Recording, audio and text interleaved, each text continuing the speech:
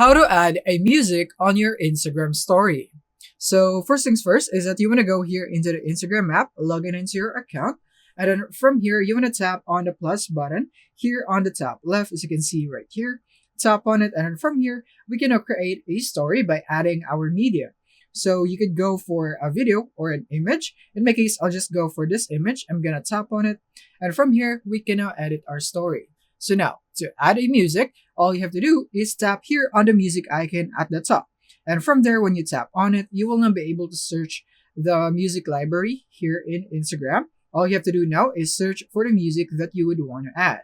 For example, I would want to add this first music right here. So I can tap here on play to listen to that, or I can just directly tap here and it will now be directly imported into the story. Now we can tap on the music sticker right here, and then from here we can customize it by going for the lyrics or different styles, and then we could also navigate here at the bottom. We can slide it so we can select different parts of the song right here and tap on done once you're satisfied with it.